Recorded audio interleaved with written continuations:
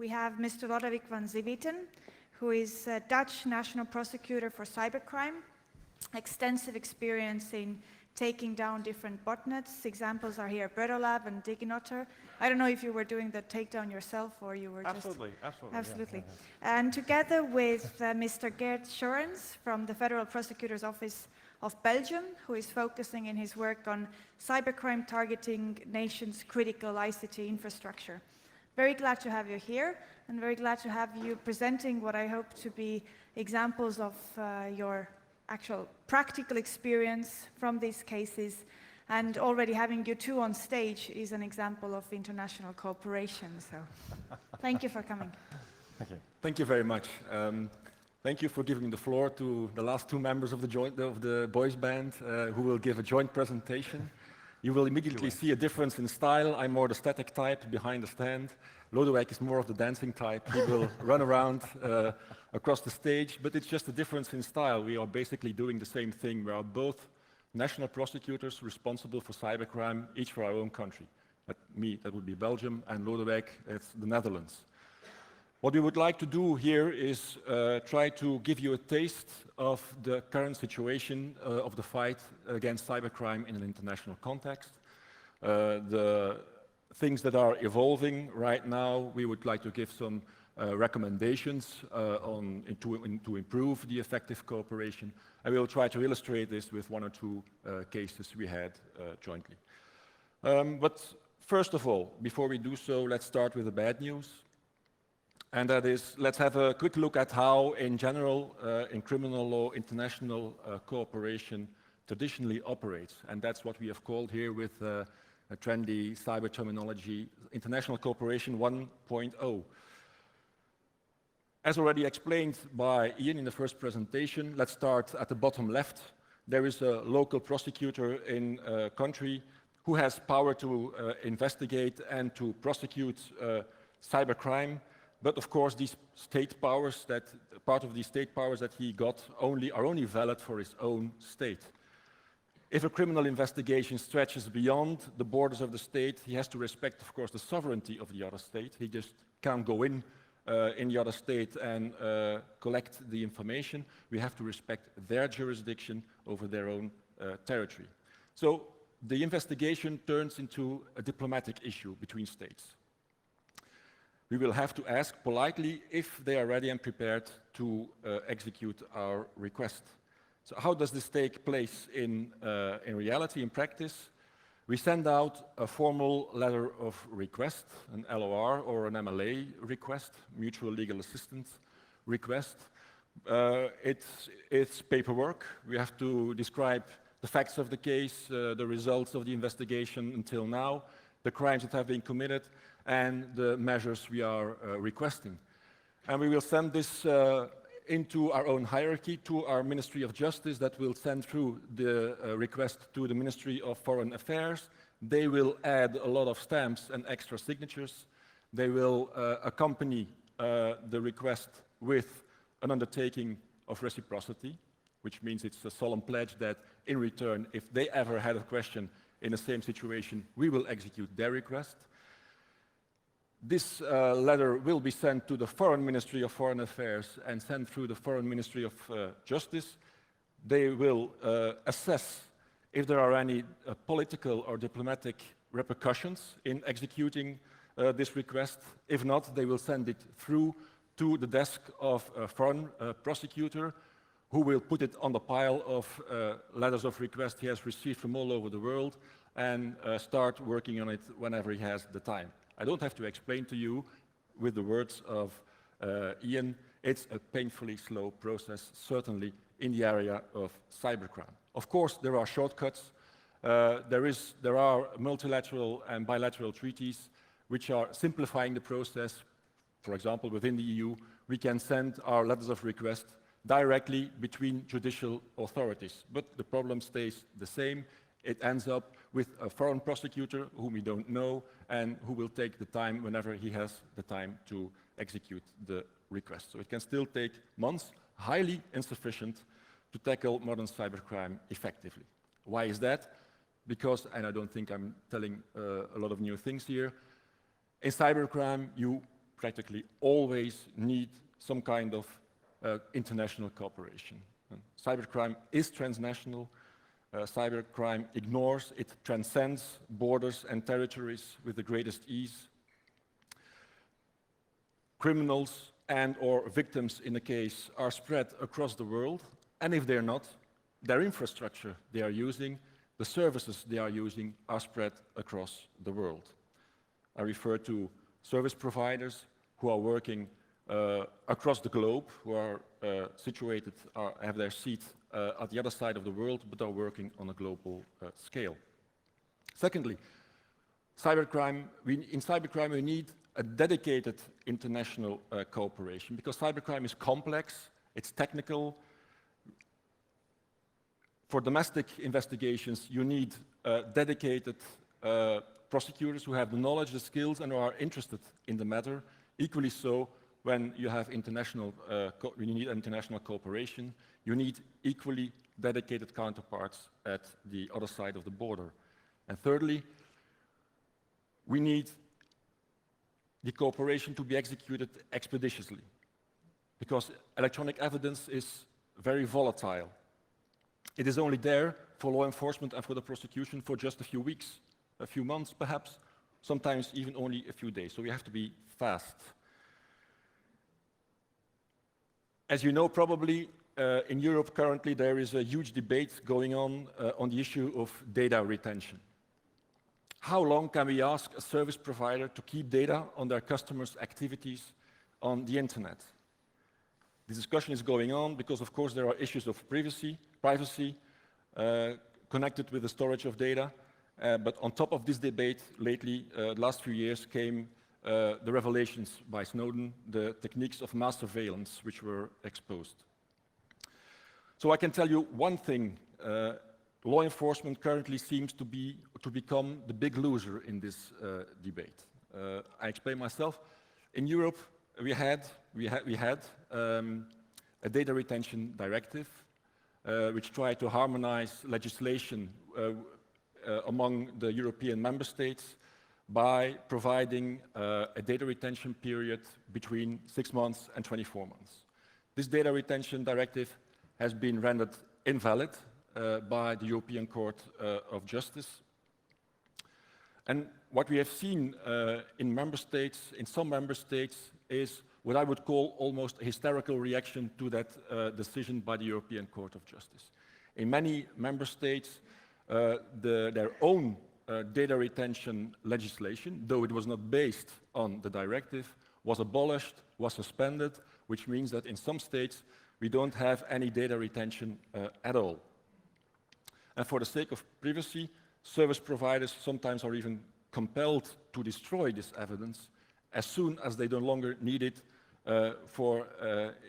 during their activities, which brings cybercrime, in my opinion, to what is one of the only areas in crime where we compel witnesses, victims, future victims, to destroy voluntarily evidence which might be interesting in future cybercrime cases.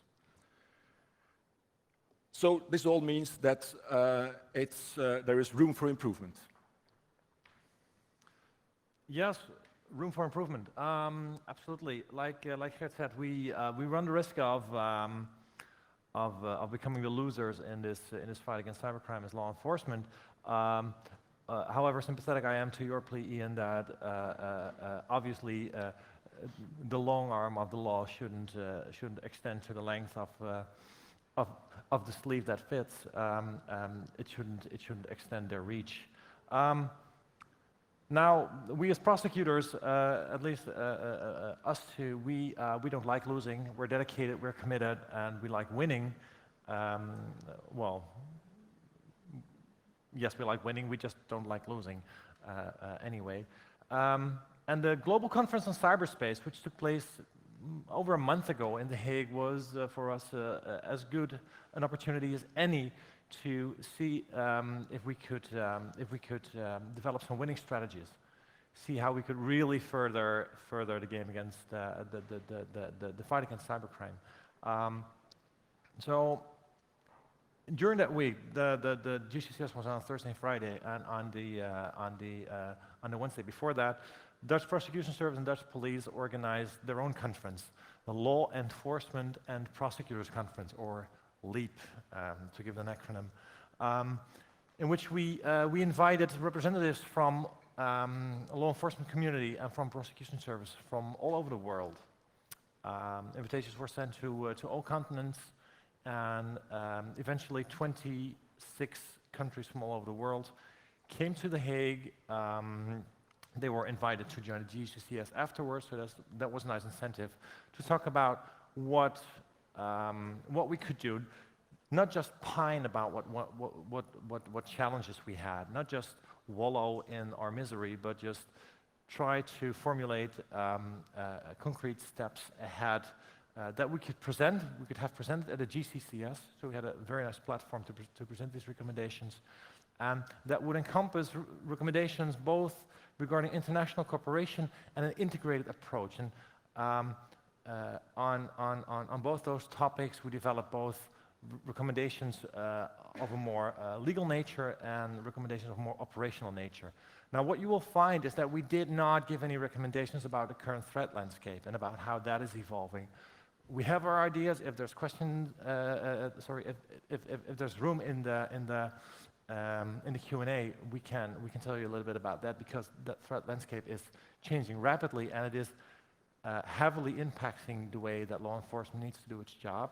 What we like to do now is to present you a number of these recommendations very swiftly, because there are quite a lot, and in the process give you a bit of an example of how we, at least from a European perspective, have some good practices, and we learn some good practices from our colleagues all over the world and try to integrate it into a full set of recommendations. In the context of international cooperation, we quickly discovered that there are some recommendations to be made, not to ourselves prosecutors, but there are some legal recommendations to be made and to be addressed, not to politics, to the legislature, because some issues, some compelling issues, have to be addressed in order to get forward. And we listed here some of these issues. Most of them have already been treated. Jurisdiction in cyberspace, the problem of loss of location. Ian talked to us about it. Location is getting more and more an irrelevant criterion, in my view. With storage of data spread with cloud services over thousands of servers, where the eventual location of data is not the result of a deliberate process, but depends on the use of algorithms. It has all been explained by Ian. Question is, shouldn't we think about a new criterion, a new way to define the aspect of jurisdiction, not link it to territory, not link it to location, but search for other criteria. What I would like to talk about is about what we experience in our day-to-day practice as a consequence of the lack of addressing these legal challenges. And they've also already been touched on by Ian. We feel this problem as being very cumbersome in our relations with service providers. There too, there is the jurisdictional question. Which country can ask information to a service provider? Who will issue the production order in order to get information from a service provider? Will that be the country where the service provider is established, the country of residence of the service provider? Will it, on the other hand, be the country where they have stored their information, the country of the server? Or could it be every country where the service provider is economically active, which would mean that one service provider would have to comply with demands of many countries, all countries where he is economically active. What we see here is that the lack of a clear answer to this problem leads to the conclusion that it's the service providers themselves that decide, that dictate if and how a specific country can get its information. And it became very obvious when we were confronted a few months ago with a sudden change in policy by certain service providers following the revelations, the Snowden revelations of mass surveillance by NSA. And we saw that certain service providers, for commercial reasons, for fear of loss of non-US customers,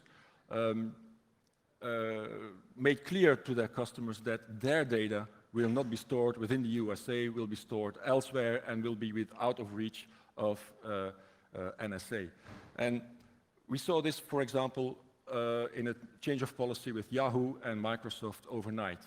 Suddenly, for our information, traditionally we always sent an MLA request to the United States, and suddenly Yahoo decided, informed us, notified us of the fact that we no longer had to go to the US, but had to go to Ireland, to their Irish subsidiary for information regarding to their non-US European customers. Microsoft, slightly different. They explained to us that it will be the country where the server is located that will be the country that has to be contacted. So which means that we have to send a preliminary request to Microsoft to ask them, where is the data? Where is the server located? And in return, send then the letter of request to that specific country. The bottom line in this story is that it's the service providers that determine for us who can claim jurisdiction to ask data or not. And as mentioned by Ian, even the US themselves are confronted with this change of policy. They are currently before court against Microsoft to get information which is stored outside of US. So we need a solid legal framework. We're in desperate need of a solid legal framework. I'm afraid it won't be there in the next few years. In meanwhile, another recommendation by LEAP is that we should involve as early as possible the prosecution service into criminal investigation in cybercrime to address, to detect as early as possible all these legal challenges, because it's up to the prosecution to go to what Ian called the ultimate arbiter. We will have to defend the case before the judge, so it's best that we get in as early as possible in the investigation to check if everything goes as we would like. Absolutely, totally concur, and we've had very good experiences with that. What we don't have very good experiences with is the difference in terminology that still exists. Even though we have the Budapest Convention, which offers us, I think, a host of very usable terminology, in practice we see that even countries that have ratified the Budapest Convention don't copy that terminology. For instance, what is a computer system might differ in a country. What characteristics you are to expect from a computer system to have the law be applicable might differ in certain countries. And even outside of the Budapest Convention, what is cybercrime? I mean, we have cybercrime, we have high-tech crime, we have IT-facilitated crime, we have e-crime, and we all mean different things by that. Now, in the Netherlands, we have a very narrow definition. So for us, it's not every crime that has a power cable attached to it. No, for us, it's those crimes that cannot exist without IT and the internet. New crimes, new tools. Not so in other countries that have a much broader definition. But it's important to streamline terminology, to know exactly what we're talking about, to have the same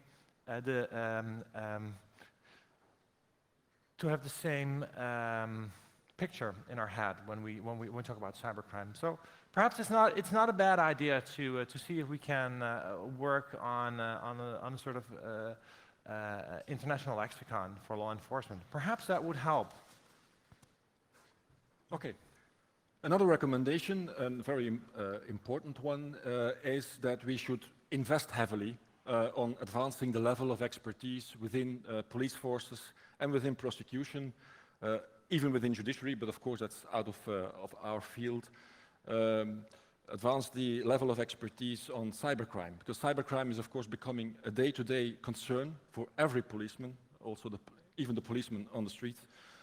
And it's not an exceptional thing anymore that's only there for a few specialized nerds like both of us.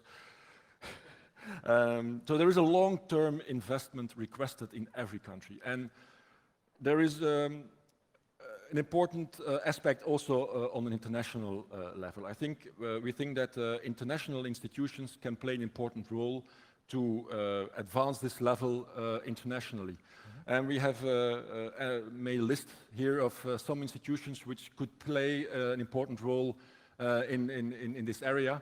International Association of Prosecutors and Eurojust could be important drivers in this story for prosecution. As far as police is concerned, Interpol, Europol, CPOL, it's the European Police Academy, ENISA, ERA, etc., all have programs, training programs available. It should be interesting to compare them all, see if they all say the same things, and it could be important catalysts to improve the level of expertise in several countries, also countries which are origin of cybercrime or destination of cybercrime, but which don't have the level of expertise needed to tackle these forms of cybercrime. Next to the capability building, of course, it's also a good opportunity to build networks of practitioners during these meetings. Absolutely, and that somewhat automatically leads to specialized international regional cooperation. We've heard a bit about how it's organized in Africa. For Europe, we have the European Cybercrime Center at Europol. On an international level, we have the IGCI in Singapore, which has just started. Perhaps you may have heard of JCAT, which is a joint action, a joint cybercrime action task force that is hosted within Europol, but is in itself a cooperation between some 13 countries and organizations working together to fight cybercrime. The National Cyber Forensics and Training Alliance in the US, which is a specialized national corporation actually for the United States. And then we have on a European regional scale, we're currently together with Eurojust sampling the possibilities to set up an EU network of cybercrime specialist prosecutors, which we don't have, and which is weird because for ages, obviously, the police have had very well-connected networks. They know one another, not so when it comes to cybercrime prosecutors. I'm meeting new colleagues every day, and this is weird because I've been working in this field for the last 7 years. And you could even take an example from fusion centers like they exist in the United States, which enable sharing of information between government bodies, and which, at least from a law enforcement perspective, help us to make the right choices, make the smart choices based on the information that is out there. I will put it to you here. This was not planned, but because of the time, we have like 7 minutes left. If we should move the black shades part to the end of the presentation. Yeah, okay. That's okay. Would you mind? Yeah, no, okay. This was not rehearsed at all, but I would think it would be a waste not to at least show you the recommendations that we drafted at the LEAP conference. You've probably heard about the Black Shades investigation. This was a good example of not just a regional but a global cooperation against cybercrime, which in itself took like a year to set up. But created such a model for cooperation that a follow-up operation, Animus, which had a different goal, was executed with only 3 months of preparation. So that shows how fast the ball can get rolling. I'll just go very fast through these slides, and we'll get back to them, obviously, Gert. Now then we come to the recommendations regarding the integrated approach, an integrated or network-centric approach. Obviously, as networked, as decentralized as the internet is, law enforcement could be more effective if it works from a network-centric approach. So some legal issues that we've been running into: the information exchange between private partners. Even if you have a working public-private partnerships, privacy laws dictate what information may be shared and may not be shared. Obviously, human rights issues play in general a role in what information can be shared, and especially what can be done with that information. But it's an issue that should be addressed. Privacy laws are somewhat different. On a regional basis, you may have some more generic privacy laws, but on the whole, on a global scale, things are widely different. As is the case with how we go about international cooperation with countries that we haven't worked with before, countries that we don't have treaties with. But perhaps if I wanted to work with a country that the Netherlands didn't have any dealings with, but Geert had, and he had an MOU with the law enforcement officials in that country, why couldn't he share that with me, so I could just basically copy-paste it, replace Belgium with the Netherlands, and then I would have an MOU that I would know the other country could possibly sign very easily. The same with model legislation, like is the case with the regional organizations in Africa, which is a very good practice, obviously, to make sure that we find the same things punishable, and that we have the same toolbox when it comes to special powers of investigation. So on the whole, use good and best existing legal practices to further the development of the legal frameworks. Obviously, this has been going on. This is already a process that has been going on for a number of years. We felt that as practitioners, we should chime in because we hadn't chimed in up until now, and we feel we have some very strong arguments. Now then to operational recommendations. In a network-centric approach, the fight against cybercrime, law enforcement is a tool under the execution of an existing cybersecurity strategy. That might be a regional strategy, it might be a national strategy. It's just a good idea to have a strategy and to make sure how law enforcement plays a role in that. And make sure, at least that's what we think is a good practice, make sure that you stop chasing ambulances. Don't expend all your capacity today on an incident going on there, and then tomorrow when there's an incident over there, pack up your bags and go all the way over there. Make sure that you think about it beforehand. What are the cases that we want to prioritize? What are the types of crime that we think are really so disruptive that we need to focus our energy on that? I know this might be different with countries that have a legal tradition of legality, but even in those countries, I'm very much aware that there are more possibilities than you might think from the outset to not investigate certain cases. We need to try to get from an incident-driven approach to a more strategy-driven approach, and we need to further the use of public-private partnership and JITs as tools to establish that. So what you will have, or what you will hopefully get, is this process, which will not go away anytime soon. It's good that it's there. It makes sure that the court can see everything that we've done and find it in accordance with law and international law, but make sure that we add this. Make sure that we add direct contacts. Make sure that we find one another in our networks, that we make use of public-private partnerships, that perhaps fusion centers play a role. Basically, just create your peering partners, create your networks, create your cooperations that will help you gaining the traction that we need to gain, and gaining more speed than we could get from the other model. Now, that is basically the extent of the recommendations. I'll leave it to you, Anne-Marie, if there's still time for black shades, or if we take questions. Take questions first. We take questions. Anyone interested in the black shades case, come and visit us afterwards, because we have some very interesting slides about that. We refer to the slides themselves. Yeah, they're quite explanatory, self-explanatory. We are a bit over time, but let's take one question. Okay.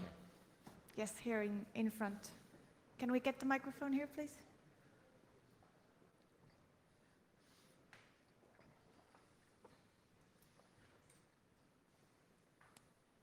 Hello, good afternoon.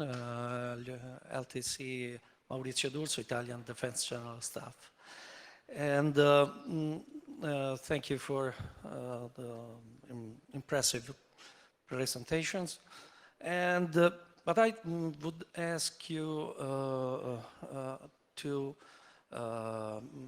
Mr. Lodewijk, the prosecutor, the Dutch prosecutor, about a proposal, a law proposal of the 2nd of May 2013, a proposal made by your Ministry of Justice. Several proposals that day, but no, if it has become a law, because I don't know, maybe you know this proposal, and this proposal authorizes the prosecutor, the Dutch prosecutor, in the cases regarding major crime offenses like pedopornography, to hacker inside, to authorize the hacking inside the computer, to collect evidences, to collect photos, and to let the pictures become inaccessible to the public. And it seems to me that this could be done elsewhere the computer is, even abroad, elsewhere in the world. So it's a breach to the wall of domestic borders. And means to overcoming the necessity, the need of strict cooperation between states. Okay, very briefly, if I can, with such a topic. You are referring to the proposal by the Dutch Minister of Justice to allow law enforcement to remotely access a computer system, to then, once they've remotely accessed it, either secure data, make data inaccessible, perform prolonged surveillance, intercept communications and whatnot. Okay, this is obviously a highly controversial subject, which we also agree to as prosecutors. Now, it is, at least in my perspective, and I've urged the legislator to remedy that, a misconception that that law will allow Dutch law enforcement to hack abroad, to remotely access computer systems abroad. Why is that a misconception? Because I feel, hear things differently, but I feel that no country can unilaterally grant itself enforcement legislation outside their own territory without a solid basis in international law. Okay, so for me, the situation is quite simple. Either you can or you cannot geolocate a computer system. I don't think there's anything in between.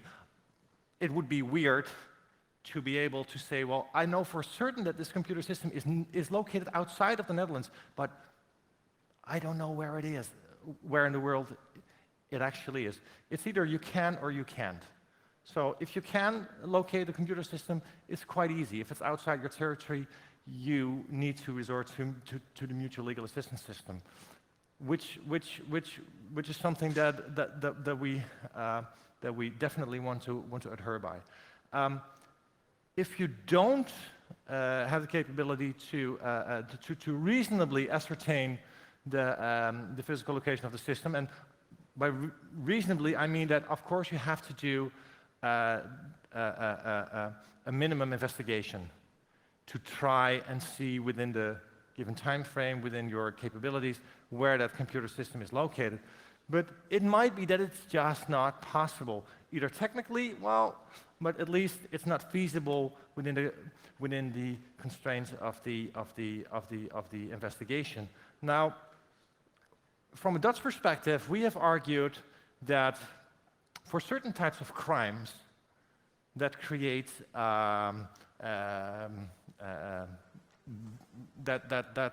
that fall within what we lawyers call the principle of ubiquity. It might be that crimes that have their effect in the Netherlands or that make use of Dutch infrastructure fall within the scope of the Dutch law. The Dutch criminal law is applicable to crimes that have their effect or that use criminal infrastructure. And from that, I think, and that's a legal practice which we've put before the court, and the court has found it very much okay. We think that from that principle of ubiquity derives some form of enforcement jurisdiction, insofar as that under certain circumstances, if there are no indications to the contrary, I think it is reasonable to assume that a computer system is within your territory, at least up until the point where it's certain that it does not. The other way to go about it would be to demand that you ascertain the physical location, and that you can only have enforcement legality once you have established the location. Now, in situations where you simply cannot establish the location, that would result in impunity, and that is something that we as prosecutors do not like very much, because it would mean losing. We don't like losing. So this is a legal well, how do I say that? This is a legal theorem that we've developed in practice. It does not mean that the law allows us explicitly to go abroad, like the Belgian law does. There's a provision there. Geert, you go much further than I. Geert knows everything about that, but I think the internet, loss of location, stuff like that, at one point or another, is it so unreasonable to act under certain assumptions as long as you formulate very clear prerequisites before you can act under that assumption? I don't think that's unreasonable, but I'm sure that I'll have, I hope to have many talks with Ian about that, because I'm sure he's interested in that. I hope it kind of answers your question for now. Well, you definitely hit the his sweet spot here. I do, yeah. So how much time do we have? None. So thank you again. It's very interesting topics, especially the question that was raised in the end. I wish we had more time. We don't, unfortunately. I wish that next time you're taking down a botnet or doing something like this, you would be drinking coffee from these mugs. So thanks again. All right, thank you. Thank you.